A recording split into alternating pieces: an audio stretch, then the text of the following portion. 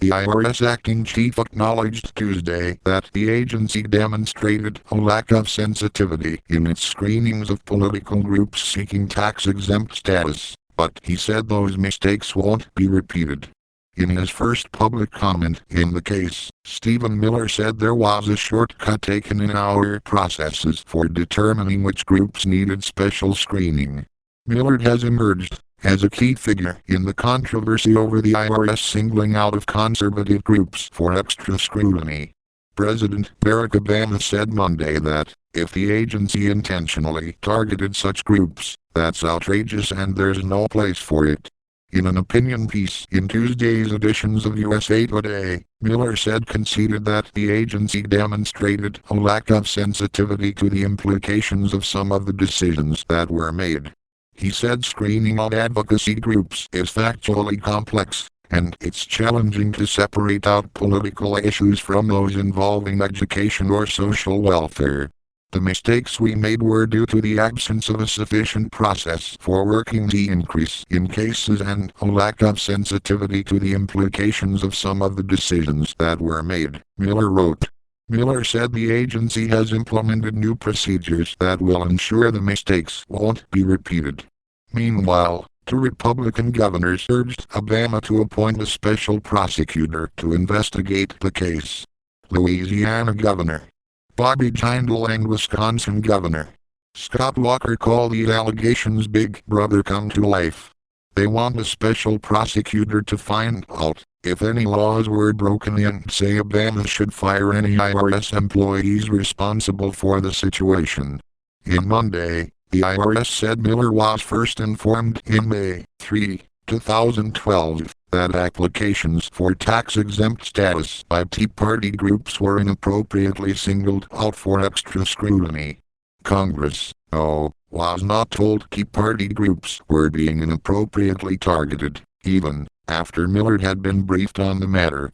At least twice after the briefing, Miller wrote letters to members of Congress to explain the process of reviewing applications for tax-exempt status without disclosing that Tea Party groups had been targeted.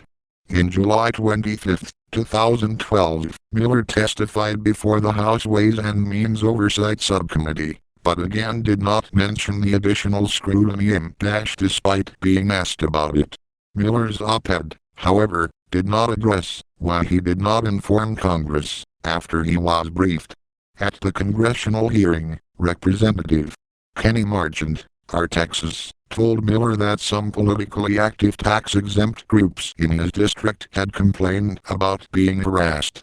Marchant did not explicitly ask if Tea Party groups were being targeted, but he did ask how applications were handled.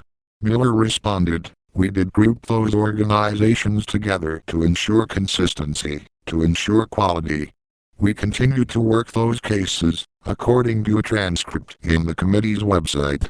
Earlier, Representative Charles Bostany, had raised concerns with the IRS about complaints that Tea Party groups were being harassed. Bostany specifically mentioned Tea Party groups in his inquiry. But in a June 15, 2012, letter to Bostany, Miller said that when the IRS saw an increase in applications from groups that were involved in political activity, the agency took steps to coordinate the handling of the case to ensure consistency. He added that agents worked with tax law experts to develop approaches and materials that could be helpful to the agents working the cases. Miller did not mention that in 2011, those materials included a list of words to watch for, such as Tea Party and Patriot. He also didn't disclose that in January 2012, the criteria for additional screening was updated to include references to the Constitution or the Bill of Rights. The House Ways and Means Committee, chaired by GOP Representative Dave Camp of Michigan, is holding a hearing in the issue Friday and Miller is scheduled to testify. Read more http://worldwideweb.sgate.com/news/politics/article/Iridium's chief agency lacked sensitivity in screenings 4,513,123.bhb number X to Flave Tool.